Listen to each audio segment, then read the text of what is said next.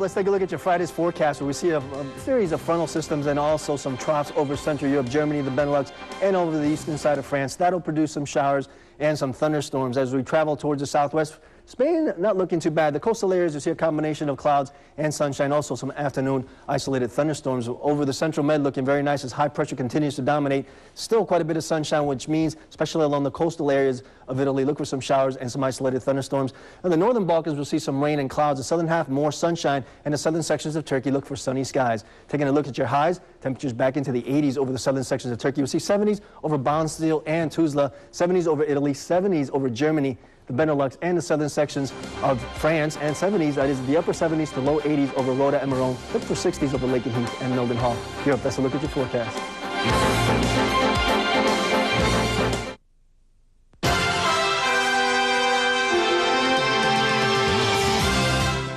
Good evening. Bringing you more news more often from our television broadcast studios in Frankfurt, Germany. I'm Sergeant Rob Gwin, and this is Newsline.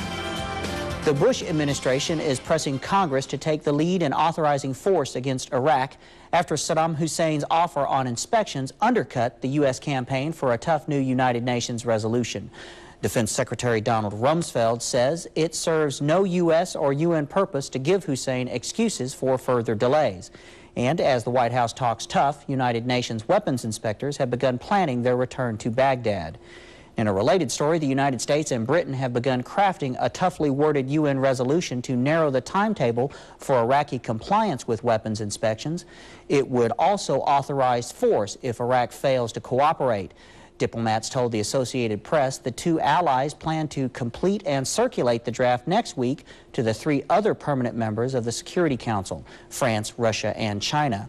Currently, France, Russia, and the Arab nations oppose a new resolution. In 1945, 42 acres of land just outside of Heidelberg, Germany, were designated for use as an airfield for U.S. Army aircraft. Today, the airfield is nearing the end of its tour of duty. Specialist Randall Jackson takes us there to witness one of the field's last residents' departure for a new home. The buzz of airplanes over the Heidelberg Army Airfield is a thing of the past. For nearly the last 50 years, fixed-wing aircraft have flown into and out of one of the shortest runways in the Army. The commander of the 1st Battalion of the 214th Aviation Regiment was the pilot of the last C-12 to fly out of this historic airfield. We actually had bird dogs here before that, L-19s, and we had U-1s and U-8s, beavers, otters, every type of fixed-wing aircraft that the Army's owned. The fixed-wing aircraft are being relocated to the Wiesbaden Army Airfield. There was a decision made due to the safety of this airfield. It is one of the shortest airfields in the U.S. Army, and for force protection measures, it was prudent to move the fixed-wing aircraft to Wiesbaden. Coleman Army Airfield will be the new home for Heidelberg's helicopter fleet. In Heidelberg, Germany, I'm Specialist Randall Jackson, AFN News. Getting the job done in the most efficient and time-saving manner is how the military likes to function. But sometimes the equipment to get the job done isn't quite up to the task. Navy journalist Jen Lewis tells us sailors of the USS Emory S. Land's machine shop no longer have to worry about that thanks to some new additions to the shop's equipment inventory. The machine shop is the largest work center in the repair department on the USS Emory S. Land. They have a long list of responsibilities when it comes to helping submarines and ships with their equipment. From drilling to milling facilities, it's vital to have the most efficient and up-to-date technology to work with.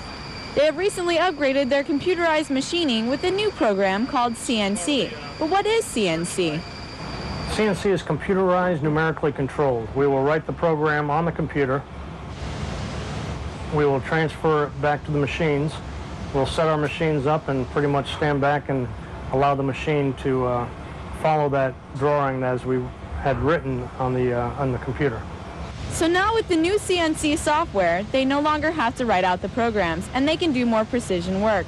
But what will happen in a couple of years or a decade from now? If we continue to upgrade as it upgrades, the best part of the program is it gets more advanced, and it'll still talk to the machines we have out there. You don't have to tear out all the old machines and get new ones just for it to It still speaks to it in a basic language, but the difference between how a machine thinks and how you think, it covers the gap in between. Because of the machine shop and their training success with the new CNC software, the entire Navy is capable of state-of-the-art machining. Reporting from on board the USS MSgt Land, I'm Navy journalist Jennifer Lewis, AFN News. And that's your AFN Newsline report for now. But before we go, if you missed this week's edition of Destinations earlier this evening, you can still catch it this Sunday morning at 11. Host Kane Fairbaugh explores the Frankfurt Zoo, and the president of the United Services Organization tells us more about what's new with the USO. And there's much more. That's Destinations this Sunday at 11 a.m. I'm Sergeant Rob Gwin, and from all of us here at AFN headquarters in Frankfurt, Germany, have a good evening.